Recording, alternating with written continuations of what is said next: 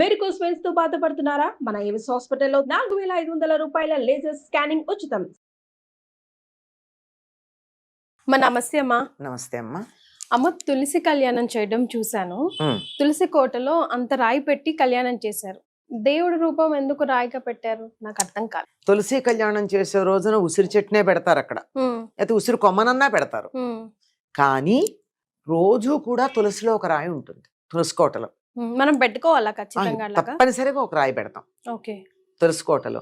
ఆ రాయి ఎవరంటే కార్తీక దామోదరుడు. కార్తీక దామోదరు అంటే శివయ్యనా, విష్ణుమూర్తి? దామోదరుడు అంటే విష్ణుమూర్తి.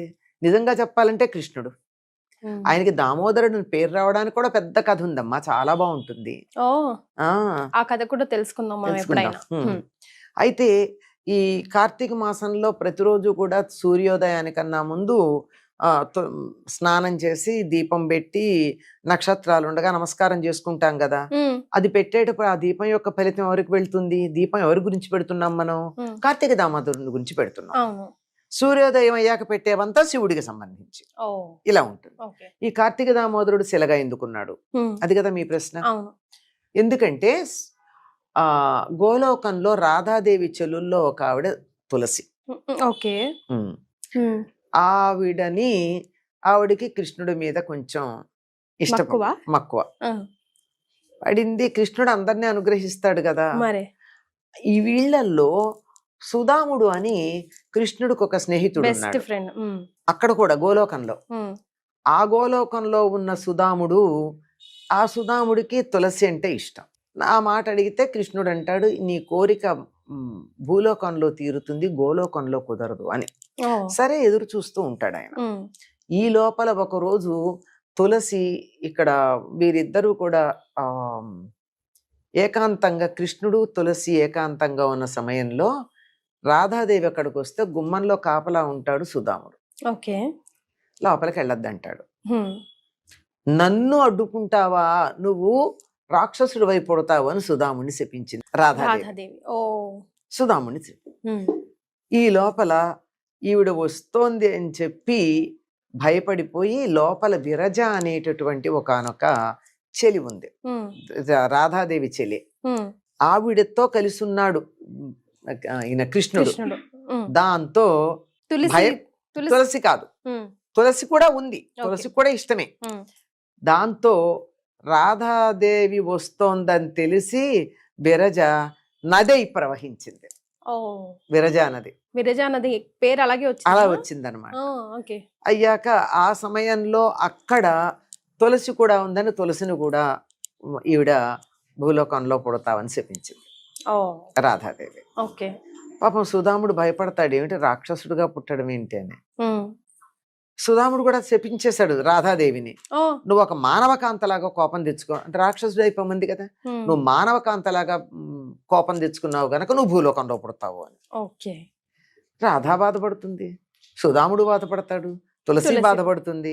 కానీ ఇదంతా లోక కళ్యాణం కోసం, మీరు బాధపడక్కర్లేదు అని రాధాదేవిని ఏమని ఓదారుస్తాడంటే, నువ్వు అక్కడికి వెళ్ళేట లోపలే నీకు ఇష్టమైనటువంటి విరజానదిని, గోవర్ధన పర్వతాన్ని, బృందావనాన్ని అన్నింటినీ నేను భూలోకంలో నీకన్నా ముందే పంపిస్తాను. నువ్వు వెళ్ళి నా కోసం ఎదురు చూస్తూ ఉండగా కన్ను మూసి కన్ను తెరిచే లోపల నేను అక్కడ ఉంటాను. భూలోకంలో 100 ఏళ్ళు అయ్యేటప్పటికీ గోలోకంలో కొన్ని క్షణాలు అవుతుందంతే, మళ్ళీ తిరిగి వచ్చేస్తావు, నీ కోసం నీ కూడా వస్తానన్నాడు. అట్లా రాధాదేవి అవతరించింది. సుధాముడిని ఏం చెప్తాడంటే, నీకు కోరిక ఉంది కదా తులసిని వివాహం చేసుకోవాలని, నువ్వు భూలోకంలో రాక్షసుడుగా పుడితే నీకు అక్కడ కోరిక తీరుతుందని చెప్పు. తులసిని కూడా నీలో ఉన్నటువంటి ఆ చిన్న మాలిన్యం పోయి నన్ను చేరుకోవడానికి భూలోకంలో పుట్టక తప్పదు అని. ఇదంతా దైవం జరిగింది అంటే ఒక ప్రణాళిక జరుగుతుంది, భగవంతుడు వేసిన ప్రణాళిక. ఈయన శంఖచూడు అనేటటువంటి రాక్షసుడుగా జన్మించాడు. చాలా విష్ణు భక్తి కలిగినటువంటి వాడు అయి ఉన్నాడు. రాక్షసులు కూడా చాలా మంది మంచి వాళ్ళు ఉన్నారమ్మా, అందరూ భక్తులే అమ్మా. కాకపోతే ఆ భక్తిని కూడా స్వార్థానికి వినియోగించుకుంటే రాక్షసుడు, భక్తిని లోకక్షేమానికి వినియోగిస్తే దైవం. మాక్సిమం అలాగే ఉన్నాయి, చాలా మంది భక్తులు ఉన్నారమ్మా. విభీషణుడు లేడా, ప్రహ్లాదుడు లేడా? ఎంత ప్రహ్లాదుడు బలి చక్రవర్తి భక్తులై కూడా ఉండి మధ్యలో వాళ్ళ సహజ లక్షణాలు బయటకు వచ్చి రాక్షస పనులు చేశారుగా. మరి ఇక్కడ శంఖచూడు కృష్ణుడు గురించి తపస్సు చేసి ఆయన కృష్ణ కవచం అనేటటువంటిది కంఠంలో ధరించడానికి ఇచ్చాడు. దాన్ని ధరించి నాకు తులసి భార్యగా కావాలి, సరే లభిస్తుంది అని చెప్పారు. ఈ లోపల ఏం జరిగిందంటే తులసి ధర్మధ్వజుడు మాధవి అనేటటువంటి దానవరాజులకి కుమార్తెగా జన్మించింది. వాళ్ళు కూడా చాలా గొప్పగా తపస్సు చేసినటువంటి వాళ్ళే. వాళ్ళకి ఏదో ఒక చిన్న శాపం వల్ల, వాళ్ళ పూర్వులు చేసిన పనికి శాపం వల్ల వాళ్ళు రాజ్యాన్ని కోల్పోయి ఉన్నారు. కోల్పోతే మళ్ళీ మీకు రాజ్యం ఎట్లా వస్తుంది అని అడిగితే శివుడు విష్ణువు దగ్గరికి తీసుకెడితే లక్ష్మీదేవి వాళ్ళ ఇంట్లో పుడితే వాళ్ళకి లభిస్తుంది అని. సరే వాళ్ళు అమ్మవారి గురించి తపస్సు చేసి తమ ఇంట్లో జన్మించమంటే వాళ్ళకి ఈ కుమార్తె, ఒక పెద్ద ఆయనకి పుట్టినటువంటి కూతురు వేదవతి, రెండో ఆయనకి పుట్టినటువంటి అమ్మాయి తులసి.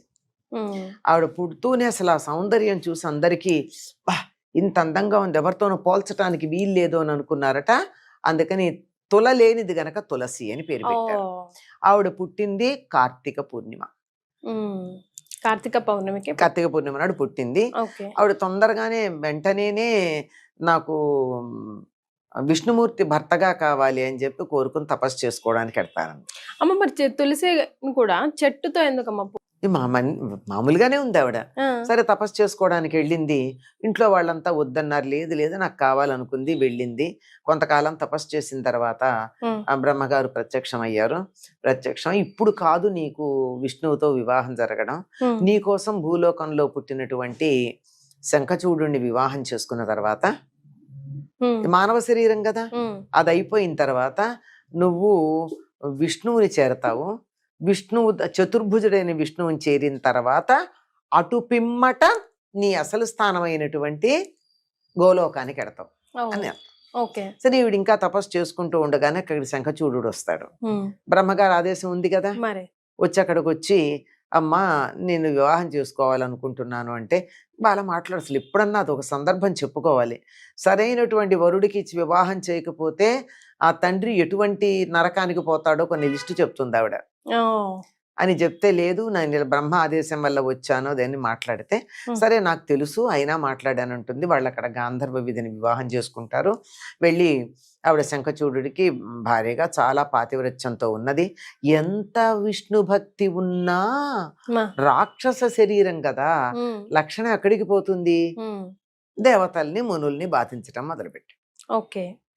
మొదలు పెడితే మరి వెళ్ళి అడిగితే, నేను వరం ఇచ్చిన వాడిని నేను సంహరించలేను కదా, నువ్వు సంహరించవచ్చు అని శివుడికి అనుమతిస్తాడు.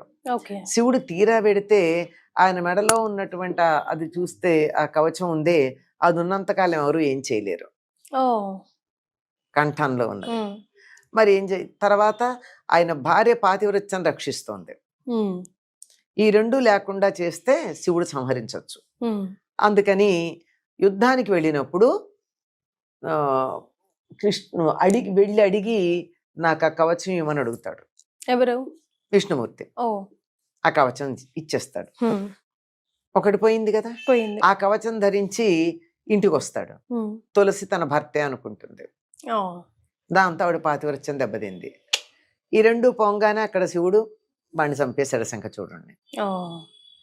తన పాతివ్రత్యాన్ని దెబ్బతీసినందుకు తులసి విష్ణువుని రాయి అయిపోమ్మని శపించింది. అందుకు రాయి అయిపోయాడు. అంటే దేవతలు కూడా మానవుల యొక్క సత్ప్రవర్తన బాగా ఉంటే వీళ్ళ శాపం వాళ్ళకి తగులుతుంది. ప్యూరిటీ కదమ్మా అది.